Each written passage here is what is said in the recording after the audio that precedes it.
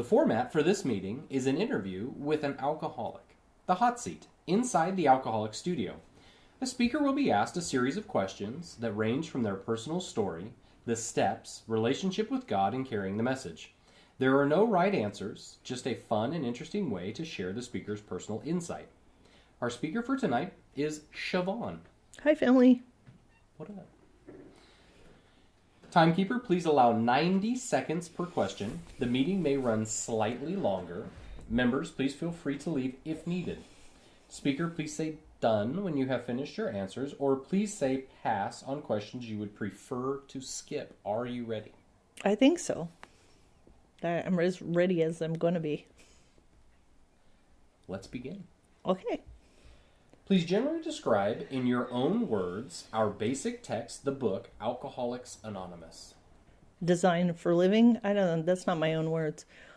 It's basically to show us how other people have managed staying sober. There are clear directions in there, and it's a textbook. So it's meant to be studied. Done. Are you an alcoholic? And if so, what makes you personally an alcoholic? Yes, I am an alcoholic. Well, me personally, I drank alcoholically from the beginning, so I didn't stop until I ran out or passed out. And when I tried to stop, I couldn't stay stopped, or I didn't have any control over how many drinks I was going to take. So like if I wanted to take just a couple, sometimes I could do it, sometimes I couldn't. Like a family function, take a few drinks because I don't want to make a fool of myself. I was fiending to get out of there to have more drinks. So that's what makes me an alcoholic. What does the concept of anonymity mean to you? I like the idea of it being about humility, keeping myself right-sized. I'm not a representative of AA. I'm a representative of myself. I don't go around, saying I'm an AA member because I don't want people to think this is what an AA member looks like, and that's their only idea of what an AA member looks like. I do share that I am an AA member when somebody is reaching out for help, because I am responsible for being the hand of AA to make sure it's always there. I don't, like on Facebook, I have problems with people who post pictures of their chips. It's not, I don't have any animosity towards them. I just don't think it's very humble. Look at me, look what I'm doing, I'm trying not to be judgmental. I don't think it fits me. I want to stay humble. So I guess I'm done. Please give us a brief sketch of your drinking career up to the time you quit. Like I said a little bit ago, when I first started drinking, it was on. It's like, this made me feel good. This made me feel capable of speaking to people and doing things that I wouldn't normally have the courage to do. I chased that feeling. And so when I started drinking, I didn't stop until there was nothing left, or I was passing out. That's my only off switch. It got pretty bad near the end. I was not happy with life. I had this feeling of, if this is all life is cracked up to be, I don't want it. I had a job, I had a family, I had kids, but I was just not happy. I tried to stop and I couldn't. And it got very depressing. So I was reaching out when I stopped. So, done. Alcoholism is described in the book as a fatal illness. What does that mean to you? So there's the standard response of that to drink is to die. My luck isn't that good. If I start drinking again, I'll be in hell and I'll wish I was dead. So I feel like it's a spiritual death for me. And I think it would have to be for me to start drinking again. I'd have to be willing to give up on everything that I have because I know where that road leads and I don't want it anymore. If I'm going to take a drink, it's just pretty much saying, screw life. Done. What are the conditions of your mind and body that accompany your alcoholism? Mind and body. Okay. So I'm a straight up lunatic. There's the craving, for one. So I obsess, that's the mind. The craving is the body. I think I've done some serious damage to my brain over a period of time of me being out there because I have problems remembering things. My alcoholism, I don't look at it as just the drinking part. I look at it as my thinking. And my thinking is kind of screwy when I don't have a spiritual solution.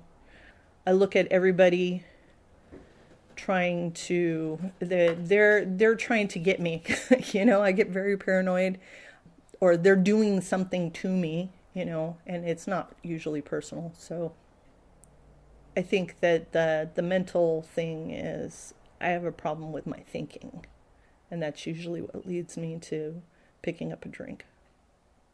Thanks. In your understanding, what is the role of a sponsor? Do you have a sponsor? And how often are you in contact?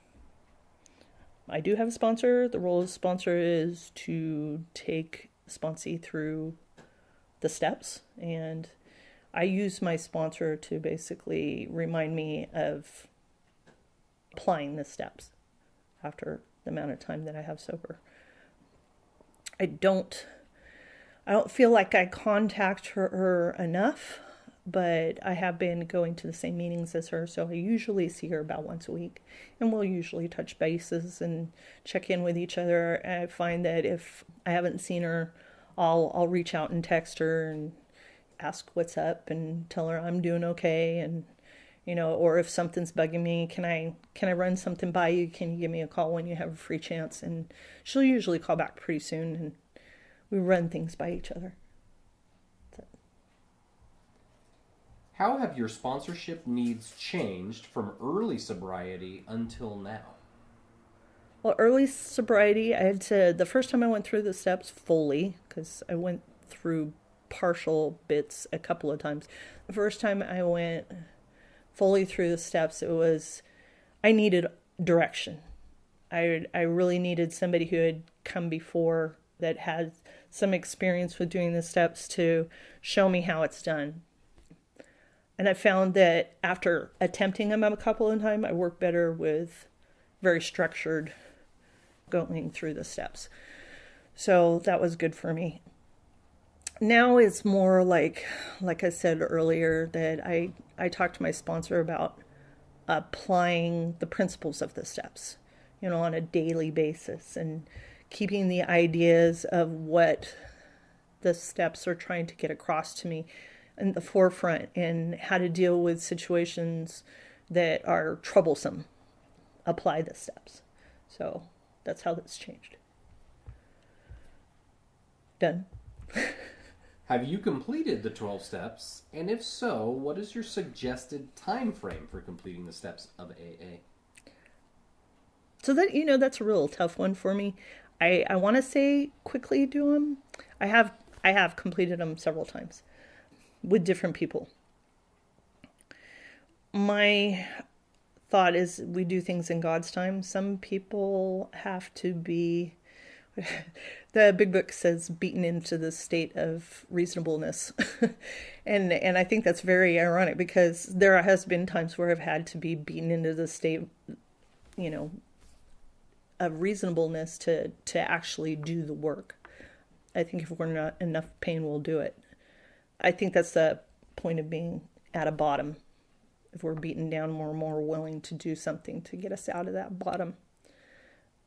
I think it's in God's time, Each person is different. I recommend doing it as quickly as you possibly can. Sometimes that's quicker for some people than it is others. Done. In your own words, please describe steps 1, 2, and 3. 1, 2, and 3. Okay, so powerless over alcohol, and then our lives have become unmanageable. When I got here, I was definitely powerless over alcohol. I couldn't stay stopped.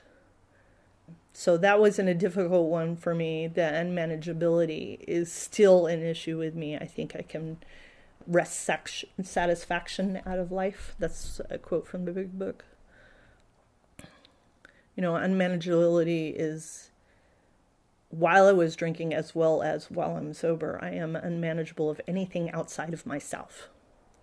So that's what that one means to me. Come to believe that a power greater than ourselves could restore us to sanity. I didn't believe that at first. For me, personally, I believed that you guys believed it, so I gave it a shot. The 12 and 12 talks about that we can open the door a little bit, and that is the beginning. The idea that, okay, this has helped other people, hopefully it will help me too. And then made a decision to turn our will and our lives over to the care of God as we understood Him. I just started praying. That's basically my decision. I just started praying. I just decided that whatever's out there, I'm going to give it a shot. And things started happening. So part of that is after making the decision, the proof of the decision is doing the rest of it. Done. Don't. What does your unmanageability and self-will look like? Okay. Like I said earlier, my unmanageability and my self-will is, I get crazy. I get a little bit nuts. I try to run the show. It talks about after the A, B, and C's in chapter 5 that we try to be the director. That's, when things aren't going the way that I want them to, unmanageable, then I start getting in there and trying to control things and trying to tell people how to act. And, if you just stay there and play your part, then everything will turn out. But they don't always do what I want. And they tend to usually have a resentment against me later, and they retaliate. And it gets really messy. And then I get defensive, and I try to run them too. Done. What is your concept of a power greater than yourself, and how are you turning your will and your life over to it? Okay, my concept of a power greater than myself is I don't really have one concept. I don't really have a definite concept. I right now I like Buddhism. I like the thought of my religion is kindness, being kind and loving to all. That's the way I look at it. As far as my idea of God, it's not an old man sitting on a throne. It's love, brotherly love for people. Usually it's either I'm acting on fear or I'm acting in love for another person. So if I can stay in love, then I'm in God's will. If I can stay giving loving kindness to other people, no matter how they treat me, then I am in God's will. What's the second part of that question? And how are you turning your will and your life over to it? Oh, I guess I did answer that. You pass. Please briefly describe your experience with steps 4 and 5. The first time I did 4, I dragged my feet. So it took a very long time for me to get through the steps the first time. Because I really had a hard time putting it in black and white, writing all that stuff down. Because then I have to look at it, and I didn't want to admit some of it. Because it was ugly. But I did it, with the columns. And when I finally did it, I like my sponsor told me to do one column at a time. Do all my resentment, who I was my grudge list, and then why, and then, how it affects me. And then I pray and I go to the fourth column, which is my mistakes or my part. And looking at my part is sometimes difficult.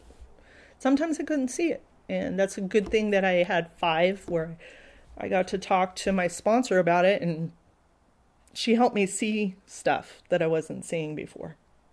And when I was doing the 5th step, she was also taking notes, and I found out afterwards that they were defects of character that were running through my different resentments, my grudge lists and whatnot. Done.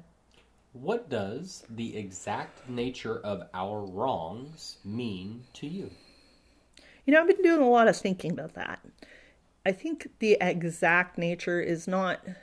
Okay, for example, I'll blow up at somebody. I get angry at somebody because the way they treated me, what they did to me, they offended me in some way or not, or another. And the exact nature of my wrong to them would not necessarily be that I blew up at him. It was why I blew up at him. It's because I was in fear most of the time. I was afraid of what they were going to do to me, you know, what, or how they thought of me, if that diminished how I thought of myself or how I appeared to others, or that they were taking something away from me, or, you know, I get road rage. The exact nature of my wrong is that I'm not admitting who I really am and what I really feel. I'm masking it. And as a result, I'm doing injury to others. So to me, when I go and look at the exact nature of my wrongs, I'm looking at what's driving me to behave a certain way. Done. Please briefly describe, in your own words, steps 6 and 7. 6, we were entirely ready to have God remove these defects of character. Okay, so 6 is just willingness, I think. Willingness to have those survival mechanisms removed. You know, I'm not always willing to have those protection mechanisms that I have in me that are nasty, have them removed until they start to hurt me. And sometimes I have to get to the willingness by just praying over and over again.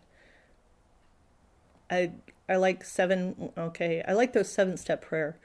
The 7th step is humbly ask him to remove our shortcomings. In the 7th step prayer, it talks about, I'm now willing that you have all of me, good and bad.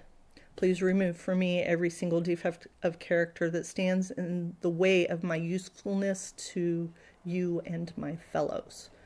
Now, that's important for me because sometimes my character defects, even though they're bugging me, can be useful to God and my fellows. And I've been through some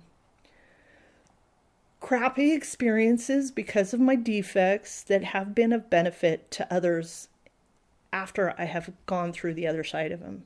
Because I lived them, I was able to share experience, strength, and hope that I wouldn't normally have as a result of them. And the ability to help somebody through that stuff.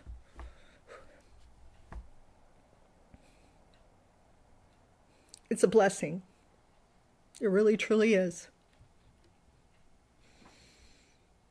It makes it feel like there was a reason why I went through everything I went through. And I'm grateful for that. Done. For the listening audience who don't have a visual, it looks like she's got something in her eye. Yeah, it's a tear. Tears of gratitude. What are some of your character defects, and are they being removed? Oh.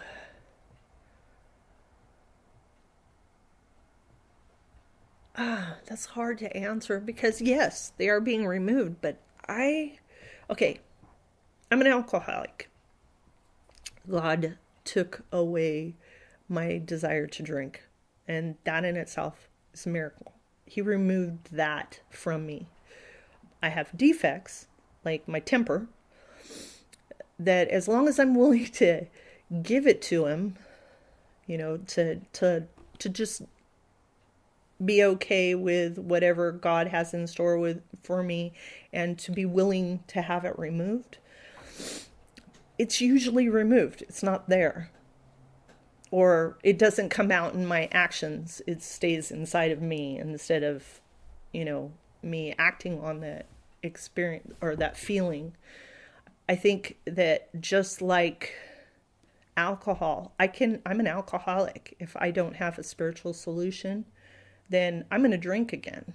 And if I don't have a spiritual solution for my defects, I will have them again. And it's hard to apply that because they're so nebulous. They're not really solid for you to grab a hold of like alcohol is, And they're natural. So they're natural feelings usually.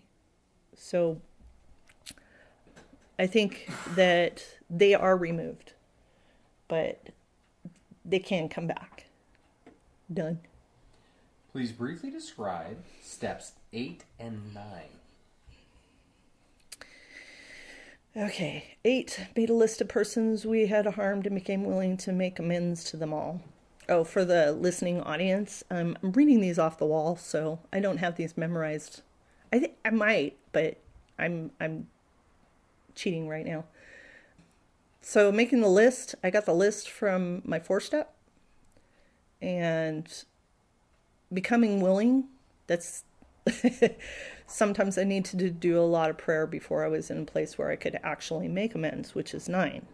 And 9 for me was that I wrote down a script for myself for each amends that I wanted to make, and I would run it by my sponsor first, and sometimes I had to rewrite those because you can do more harm if you don't approach it the right way. I hate the word right. I don't like the right and wrong attitude. It's either it works or it doesn't. Some of my ideas were liable to set me up for not working so well, and I have made amends that I've had to remake because I've done damage during the making of the amends. So that's why sponsors are essential. Done. Why is it important for you to straighten out your past? Because it's a lot of weight. It's a lot of weight to carry around. I drank over a lot of my pasts. What did I say once? It's funny, I had a recording I shared on this exactly. It's the guilt of my actions. No. It's guilt and shame. That's the crap that I carry around with me. And that's why I need to straighten out my past, is that it's like, if I don't want to carry around that guilt and shame, then I need to fix the mistakes that I've made and be more open to having a relationship with other human beings. I love the saying that the feeling of being alone, separateness, is an illusion.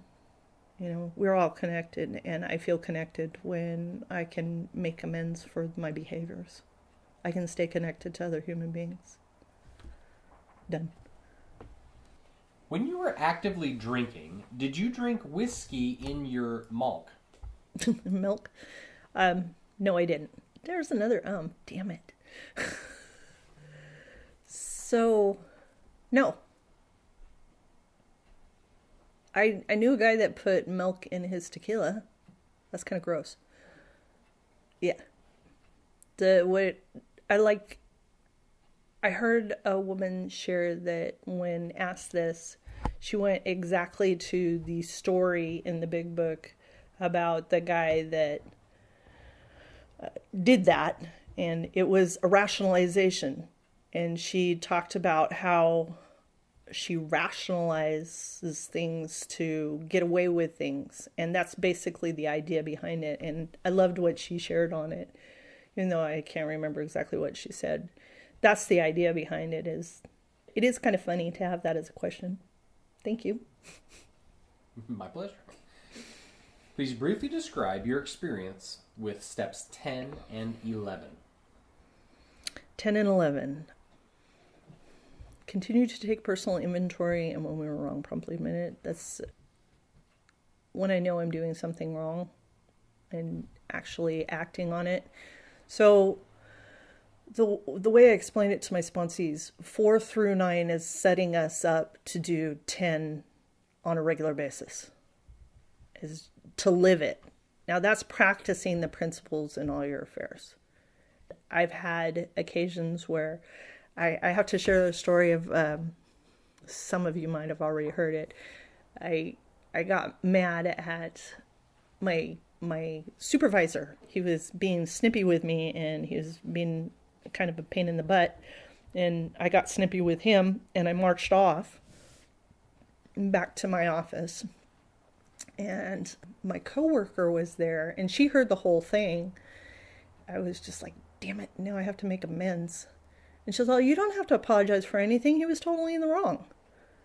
I'm going, I don't like the way I feel. I have to do something about it. I said a quick prayer. I went back up to him in his office, and I apologized and said that I've been having a tough time, and I'm sorry it came out.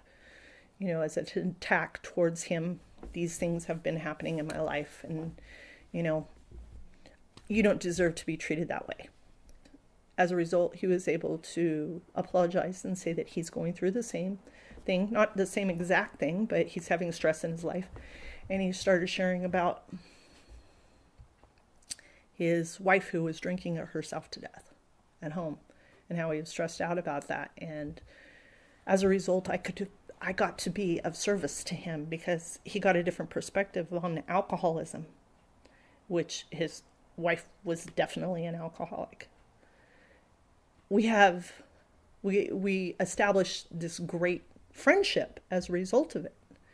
And I couldn't have had that if I hadn't learned this stuff and was able to admit where I'm wrong. You know, that's huge. That's one of the gifts of this program. 11-step thought through prayer and meditation. I hate it when I'm reading. I tremble my words. To improve our conscious contact with God as we understood Him, praying only for knowledge of His will for us and the power to carry that out. So prayer and meditation, to me, I do the same. I pray and meditate at the same time. That's kind of like the idea of rosaries. You're saying the same prayer over and over again. That's a form of meditation. I think meditation is individual for each person. I think I'm done with that. What does meditation mean to you, and how do you practice it? Okay. Meditation is, from what I've understood about doing meditation, like Buddhist type meditation, it has to do with focus.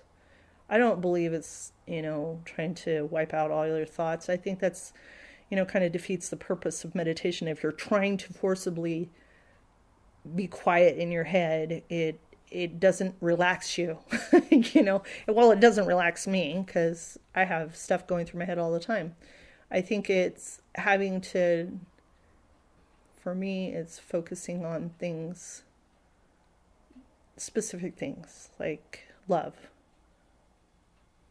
or, a certain person, or a certain idea. I love the idea of saying prayers, because prayers for me are not really to tell God what I need, because He knows better than I do.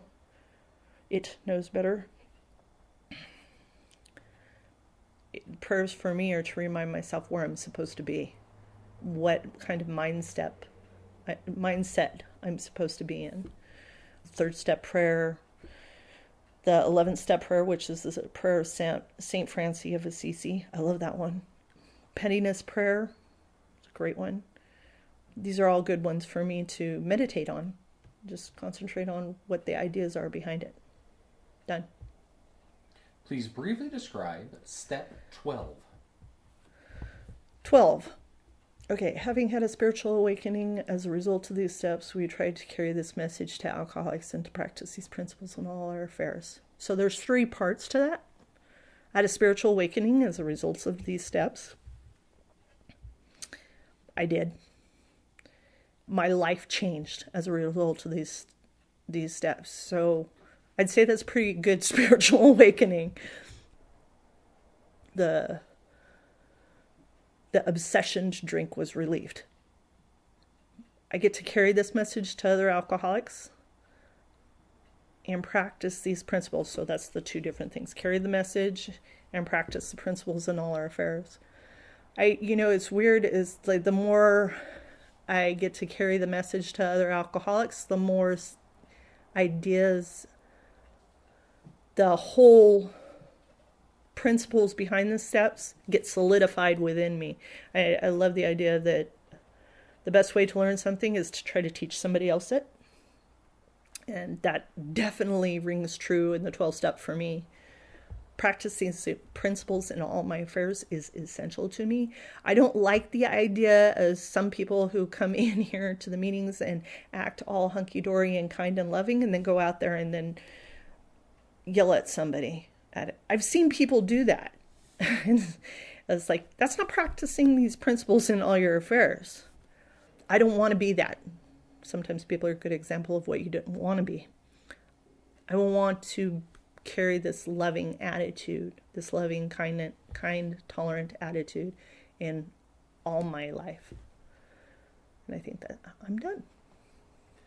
Can you share with us a spiritual experience you have had as the result of these steps? I think I've had a lot of them.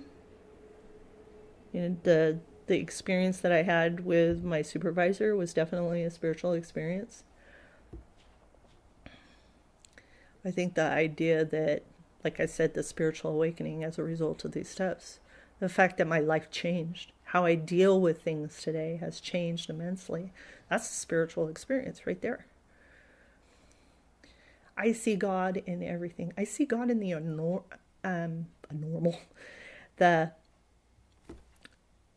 everyday stuff. The ordinary, that's the word I was trying to think of. I see God in the ordinary today. I see love all around me. I feel very blessed to be alive and have the life that I have today.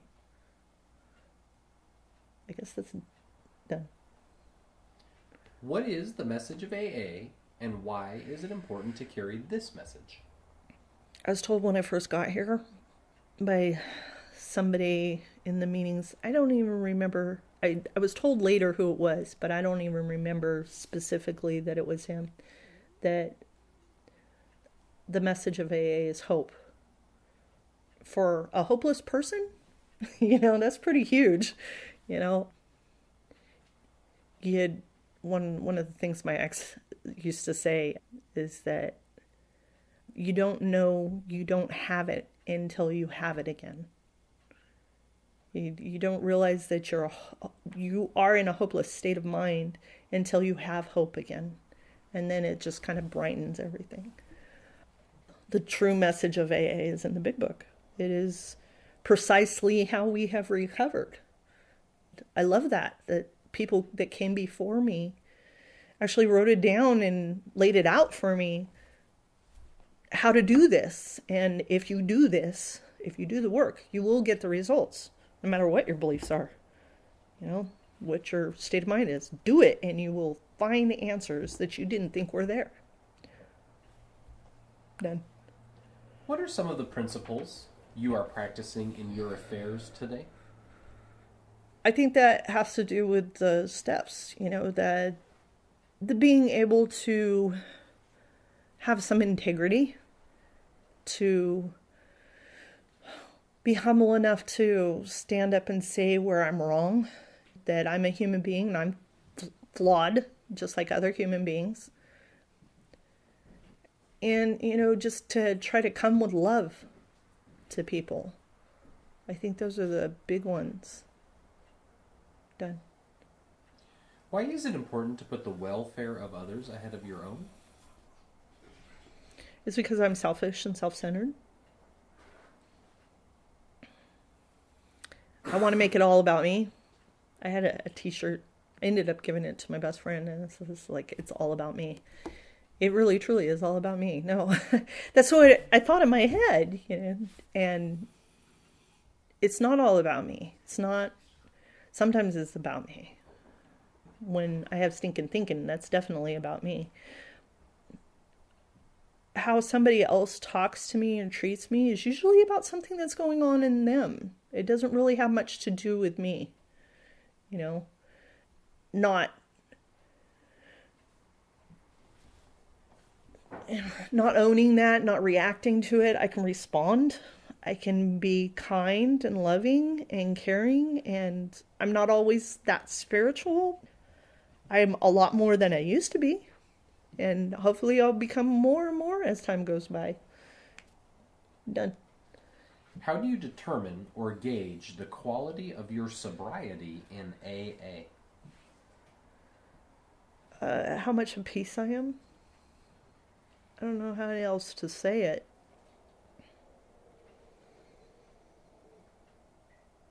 I have some bad days where I don't act like I want to be. I'm not the person that I want to be. If it were up to me, I'd probably continue to focus on what I'm not living up to.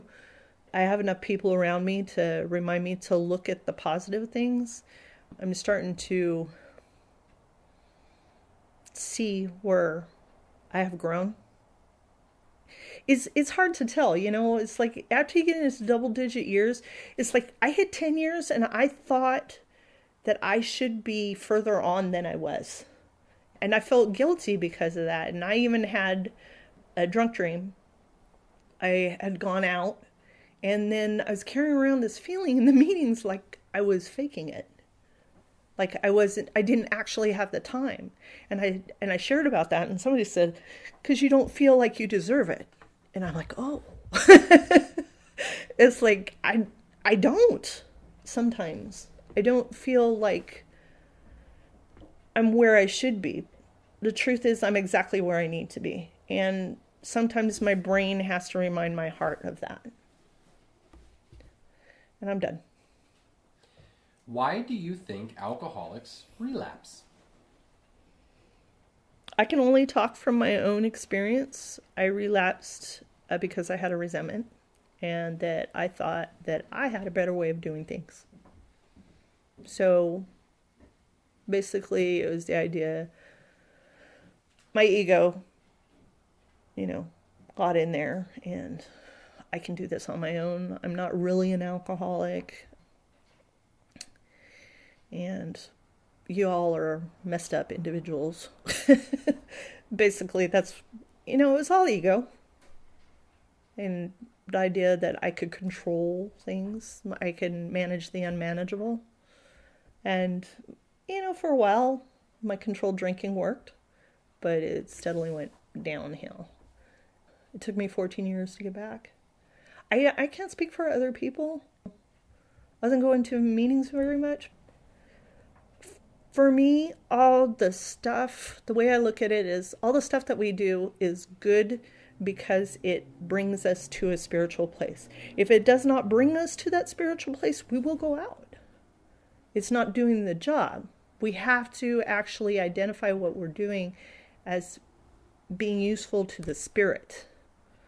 Otherwise, it's just dogma. Anyhow, that's what it was for me. At least that's the way I think it was. But I can overanalyze anything, so I'm done. Are you willing and able to sponsor other members currently? Yes. I always raise my hand when there's nobody else raising their hand. No other women in the rooms raising their hand. I always raise my hand because I want the hand of AA always to be there. I don't want anybody to go without. So if they want me to sponsor them, I'll sponsor them. I find that the ones that aren't really serious about it don't stick around anyhow. So, and once in a while I get somebody that is really a good fit and I'm willing to share some experience, strength, and hope that's useful to them. And it's a wonderful experience and I wouldn't deny myself of that at any time. Thanks. Presently, what is the most important activity in your recovery program? prayer. Always. Because if I don't stay connected to the source, spirit, whatever, I get caught up in this material world. I'll get distracted, and then my spiritual well-being, my spiritual condition is not maintained, and I will get into crazy thinking that eventually gets to crazy drinking. Done. Would you please generally describe the purpose of the 12 traditions of AA? They're for the group. They're to the group what the steps are to the individual. I find them very beneficial in all my relationships, though, not just relating to other people in the group. You know, the idea of I have no opinion on outside issues, hence my name will never be brought into controversy, which is nice. You know, it's like if I keep my mouth shut, keep my opinions to myself on outside issues, then you can't complain about who I am. And there's people that have asked me my opinion, and I was like, I don't know if I want to share that. It's kind of personal. And I'll keep my mouth shut. So there's other things in there, like anonymity. I like that. That's part of humility. There's a 12 tradition checklist that asks personal questions about an individual if they're applying the traditions in their life. And I like it. It's a good way to check where I'm at. Done. Can you give us some examples of meeting etiquette?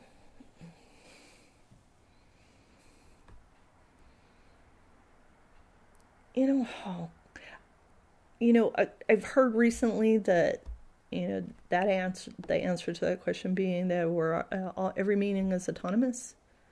And I like that answer. Different meanings run different ways. I think that it's important that a newcomer know that it's not a free fall in here. There's usually a structure to follow. Just being respectful of others. I think I grew up in the rooms of AA. I didn't really know how to act socially. I did it on a rough scale, to come in here and not whisper and giggle off to the side with my friend. Be polite, be quiet when somebody's talking. It's just respectful. Some of us don't really have that taught to us as we're growing up, and it was reinstilled in me when I got here. So I think it's just about respect. And some people talk about not having phones in the meetings. Personally, I take notes on phones. I have had my sponsor tell me that I needed to put my phone away, and I told her, I'm taking notes with a big attitude. It's like I have books on my phone. I have the big book on my phone. I have the 12 and 12 on my phone. So I don't necessarily agree with that. As times change and technology changes, that's the way things are going. So, it depends. It depends on the group you're in. What role models do you have in sobriety? Role models. Everybody can be a role model. I sometimes love hearing the newcomer. They remind me of what it was like, and I love hearing newcomers when they're on fire, because sometimes I don't have that energy that when you're fresh and new and you're just getting a hold of this and going, woohoo, this is awesome. I love that. That's so inspiring. Everybody can be an inspiration, and as I said, sometimes people can be an example of what not to do. So those are good to have around too. I don't want my sobriety to look like that. I have them all around me. Done. What advice do you have for newcomers in AA? Stick around, do the work. Don't let life getting good distract you of why it's getting good. Because I've seen people go out because of that. It's like the life starts getting a little good. They get a job. They get their family back, and they stop going to meetings, and pretty soon they're drunk. It's like you got to remember, if you take care of yourself spiritually, everything else falls into place. So I think that's something that needs to be on the forefront of a beginner's mind, is stick with it. No matter how good it gets, no matter how bad it gets, stick with it. You will get the results long term. Done. What advice do you have for old-timers in AA? Well, I'm kind of starting to fall into that old-timer range. I don't know. My idea of old-timer changes. I know people 20 and more, but they say that they think people with 40 and more are old-timers, 40 more years. So I'd say, we're all just one drink away from being a gutter slut. Don't get too cocky. Stay humble. Share your experience. Because God knows we can all benefit from shared experience. So, done. Can you please describe what this experience was like? I love it. I've been going to this meeting. This is my home group. So I've been going to this meeting since the beginning of it. And I loved it from the start. When we as a group were working out the questions. It's even after hearing it and sitting through this, I had no idea how I was going to answer these questions. I really didn't. I used to sit in the meeting and think of how I would answer the questions and how they're answering it wrong. Now I'm fascinated by hearing other people's opinions of things and how diverse they change, and how I can agree with somebody that says a total opposite answer of somebody else. And I still agree with both of them, I think it's beautiful how inclusive AA is. And I love this format because it really says what it's all about. It actually outlines for you what going through, working the steps and living the life is all about. Okay, I'm done. Thank you, Siobhan. Appreciate you being willing to do this and for stepping up. Thank you. Thank you. Thank you. From the old preamble, I wish to remind you that whatever is said at this meeting expresses our own individual opinion as of today and as of up to this moment. We do not speak for AA as a whole, and you are free to agree or disagree as you see fit. In fact, it is suggested that you pay no attention to anything which might not be reconciled with what is in the AA Big Book.